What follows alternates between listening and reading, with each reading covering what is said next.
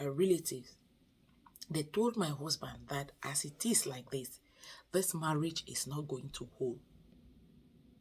My husband said, why? He said, because his brother is sick. Really? With all of these millions that has been spent, everything will just go. How are we going to start telling people, all those who have received our invitations, that marriage is postponed? How are we going to...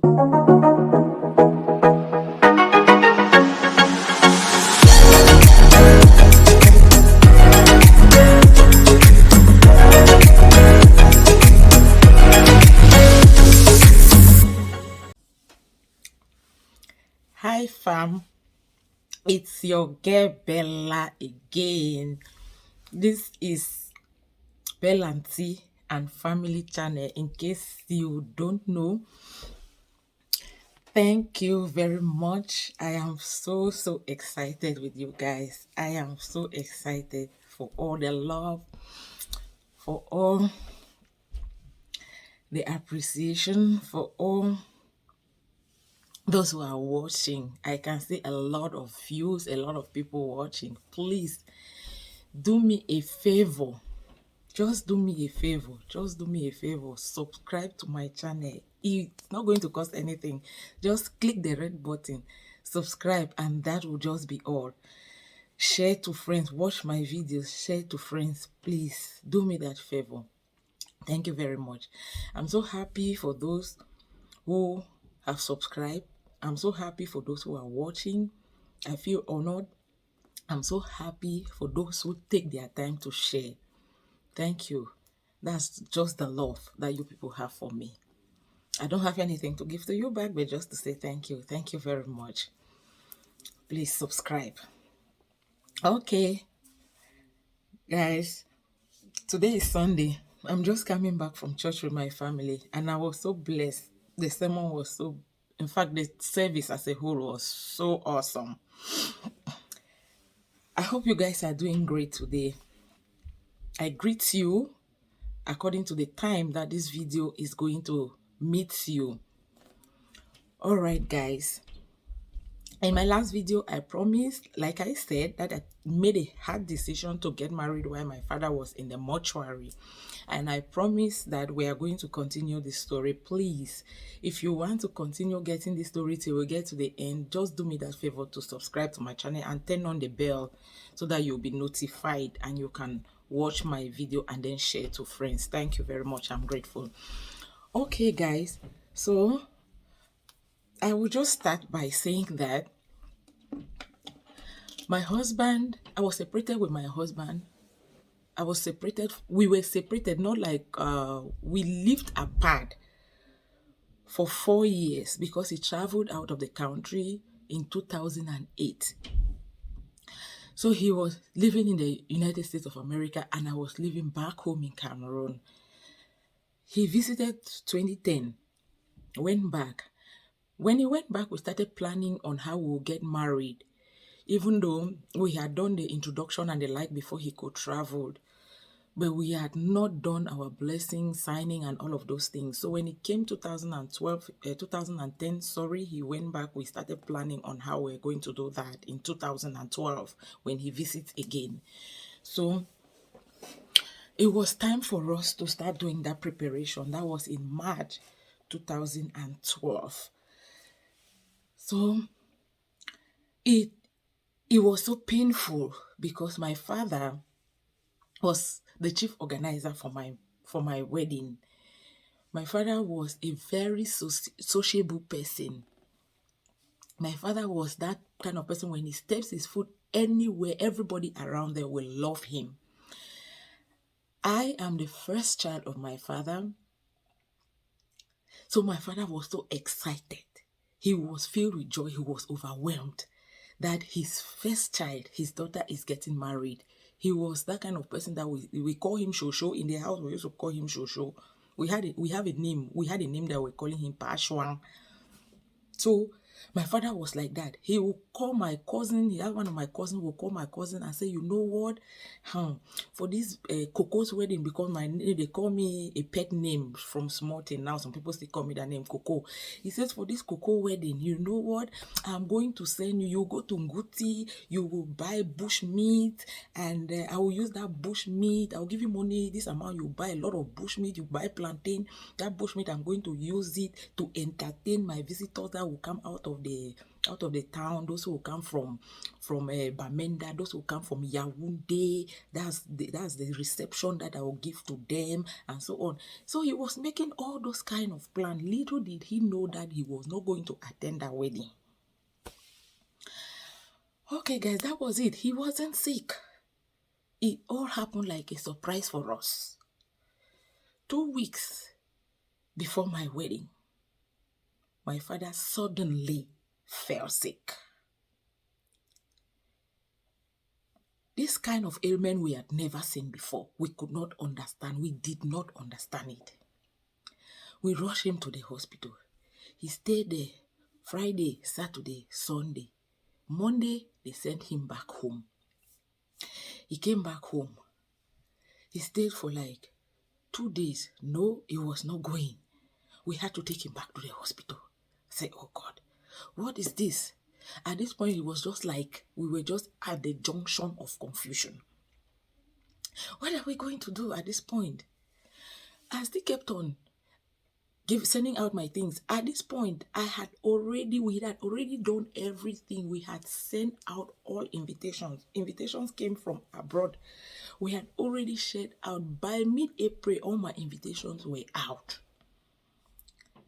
I can remember on the 15th of March, I went to the city council to make allocation to pay for the hall where the marriage was going to take place, marriage reception. That was 15th. I can remember the day that I went and gave money. I went and contacted a guy who was going to supply us drinks from Brasseries on that day. I could remember everything that we had already done, everything. The only thing that was remaining for us to do maybe was just to allocate food money, because various women were going to prepare us food for that day. That was the only thing remaining for us to allocate food money for the ladies who were going to prepare us food. Every other thing had been done. My husband was supposed to land on Friday the 18th of May. So we are talking at this time, Friday the 18th of May. My father was in the hospital, critically sick at this point, just 7 days, critically. He was not even interacting anymore. He was not really talking that much. He was just quiet. Confusion, I was so confused. I even had to go pick up my husband from the airport on that 18th. I could not reach the airport. He had already landed and had checked out. He had to meet me on the way. We drove to Boya on that 18th. We spent the night there at his friend's place. 19th Saturday, my phone could not rest. My mother was like, where are you people? You people should come. Where are you people? Oh my God. What is happening? My husband knew that my father was sick. But he did not know the gravity of it, because it was just like, he just knew that it's normal for somebody to be sick. You people should take him to the hospital. He sent money and so on, everything. So money was not even the problem. The problem was, what is he sick of? No diagnosis. Nothing particular could be diagnosed. That was where the problem was. So on that Saturday 19th, we just drove straight to the hospital. When we got to the hospital, this man's condition has changed drastically. He was just laying there, but he turned. When he turned, he saw my husband. He wept. He called him. He says, Pius, now you dad? Like, are you the one? My husband said yes. That was all. He didn't say anything anymore. Nothing. He had changed. We were running helter-skelter. They said this, we will run and buy. This, we will run and bring. That, people were confused. I called pastors to pray. People were entering, pastors were entering to pray. On the 20th, that was on Sunday, we were in the hospital. My father's elder brother, my uncle, he called my husband outside the room, the hospital ward, with my husband's brother and his own relatives. They told my husband that as it is like this marriage is not going to hold. My husband said, why? He said, because his brother is sick. Really? With all of these millions that has been spent, everything will just go. How are we going to start? To start telling people, all those who have received our invitations, that marriage is postponed? How are we going to retrieve some of this money? Because money paid maybe can never be refunded and so on. Sometimes it happens like that. Then this man has paid, the reason why he paid his flight, even though he could come to visit us, but he has paid flight with millions of francs, travel all the way from America, comes to Cameroon for this purpose, and it is not going to hold. God, what am I going to do at this point? I was confused. I thought everything, no solution. I thought this way, no solution. So the next day, which was Monday the 21st, we decided, the whole family, that we were going to move my father from that hospital because we were not seeing, rather his situation was aggravating, his situation was changing to worst. So we took him from that hospital. We went to my cousin's place. We did not want to go to his place because his place would have been packed full of people. So we went to my cousin's place, prepared a room for him, laid him there. At this point, he was not even talking. He was not responding. So my uncle called for a meeting. My father's own uncle was there.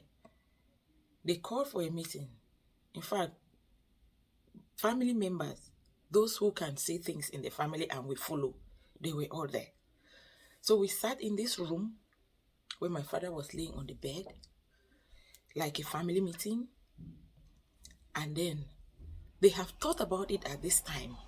And then they said, let us discuss this issue. My father's uncle said, my husband and all of us were present. My husband's uncle said, or my father's uncle, sorry, he said, they understand everything that my husband has done. They understand that it is not easy.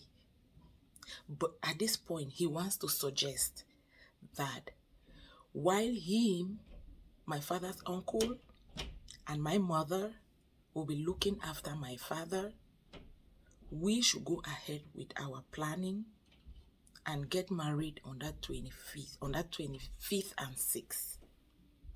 When we are done on the 25th, then the next day, which is 26th, the next day, which is 27, we're going to take my father maybe to wherever we would find out and know that it would be best for us to take him to. So when he said this, we were a bit relieved. And then my younger sister, my second follower, she asked a question. She said, Uncle, I want to ask this question. So at this point, where are we going to do this traditional wedding? Is it in our house or my uncle's house? Because my father is in this condition. My father, who was not talking, he raised up his hand and he mumbled. He pointed to his chest. He said, me. He mumbled and said, directing us that this traditional wedding should take place in his house, no matter what happened to him. Friends, I don't want to shed tears. It is hurting. It was hurting and it still hurts. But we give God the glory. I'll have to end this video here. Please do me well. Subscribe to my channel. Like, share to friends. Turn on the notification bell because I am still going to continue this story. Thank you guys. I appreciate. See you in my next video. Bye for now.